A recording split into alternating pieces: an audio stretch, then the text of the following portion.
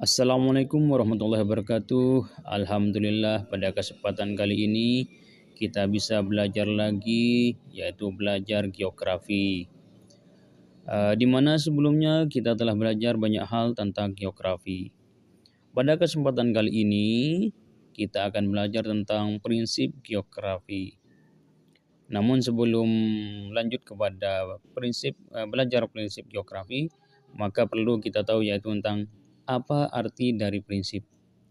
Prinsip adalah asas, acuan atau cara bertindak untuk menentukan sesuatu. Jadi prinsip itu adalah asas atau acuan atau patokan yang dijadikan dasar bertindak. Oke.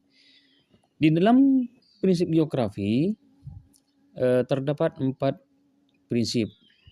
Yang pertama, prinsip distribusi, interrelasi, deskripsi, dan korologi. Prinsip geografi yang pertama yaitu prinsip distribusi. Apa sih prinsip distribusi? Prinsip distribusi adalah berbagai gejala dan fakta geografi baik yang menyangkut aspek alam maupun manusia tersebar tidak merata di permukaan bumi. Jadi adalah mengkaji tentang berbagai gejala dan fakta yang tersebar di seluruh muka bumi yang di mana persebarannya tidak merata. Itu namanya prinsip distribusi. Distribusi persebaran. Nah itu. Contohnya, gunung api di Indonesia tersebar di Sumatera, Jawa, Sulawesi, dan yang lainnya. Tetapi tidak semua pulau di Indonesia memiliki gunung api. Jadi tidak tersebar merata. Tidak semuanya memiliki gunung api ya di Indonesia. Atau contoh lain, permukiman penduduk yang terpencar biasanya tersebar di daerah pegunungan. Rata-rata di daerah pegunungan. Kenapa? Karena mengikuti topografi lahannya. Nah itu. Kemudian yang kedua yaitu prinsip interrelasi. Prinsip interrelasi yaitu mengungkap hubungan antara gejala dan fakta.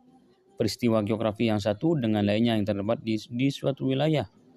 Ya, mengungkap hubungan antara gejala dan fakta. Mengungkap intinya. Kata kunci dari sini adalah mengungkap gejala dan fakta. Peristiwa geografi yang satu dengan lainnya yang terdapat di suatu wilayah. Hubungannya meliputi hubungan antara faktor fisis dengan fisis. Faktor manusia dengan manusia, faktor fisis dengan manusia. Fisis dengan fisis, contohnya bagaimana udara berkaitan dengan keadaan udara berkaitan dengan alam ini. Udara menentukan terhadap tingkat kesuburan tanaman. Nah, kemudian faktor manusia dengan manusia. Bagaimana manusia antara manusia yang satu dengan manusia yang lainnya berhubungan. Kemudian faktor fisis dengan manusia. Bagaimana di sini contohnya manusia mengelola alam. Caranya bagaimana manusia mengelola alam. Contohnya manusia yang ada di pinggir pantai biasanya di situ melaut. Nah itu. Kemudian manusia yang ada di pegunungan rata-rata berkebun. Ya, atau contoh lain di sini, penduduk suka tinggal di sekitar gunung api. Mengapa suka tinggal di gunung api? Karena lahan di gunung api di situ tanahnya subur karena mengandung abu vulkanik. Selanjutnya, prinsip yang ketiga yaitu deskripsi.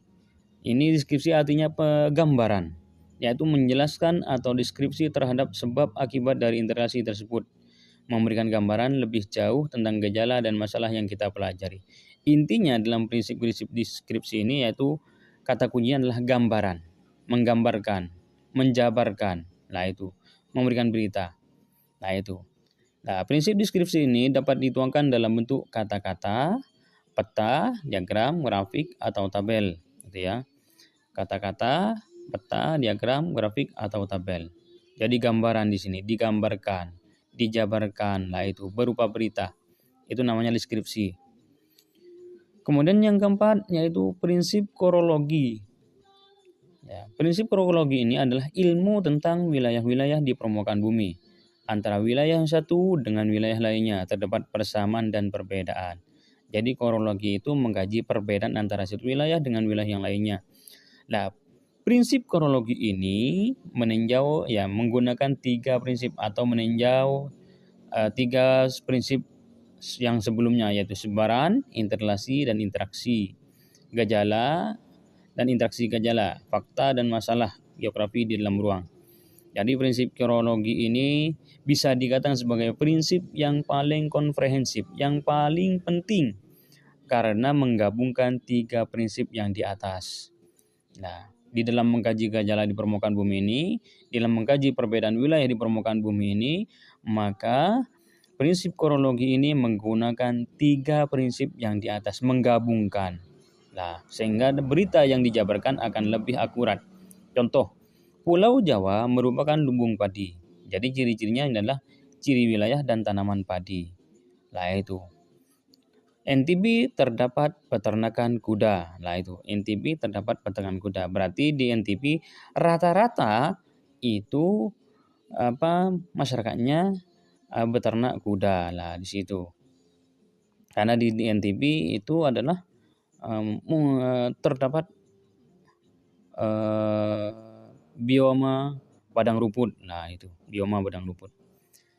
Jadi inilah prinsip geografi. Terdapat 4 prinsip. Yang pertama distribusi, yang kedua interrelasi, yang keempat, yang ketiga deskripsi, yang keempat adalah kronologi. Distribusi adalah persebaran fenomena di muka bumi.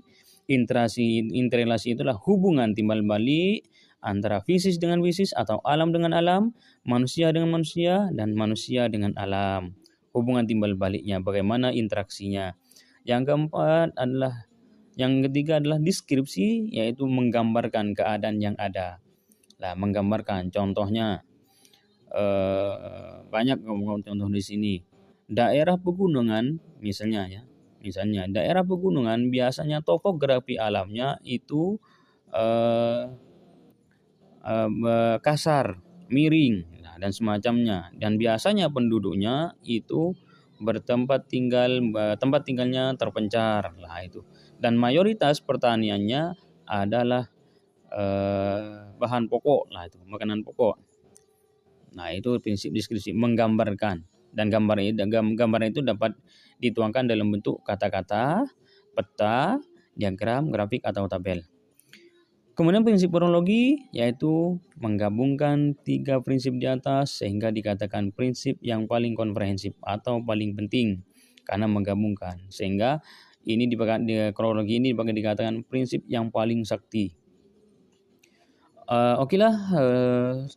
Saya rasa cukup pertemuan kita, proses belajar kita yaitu tentang prinsip geografi.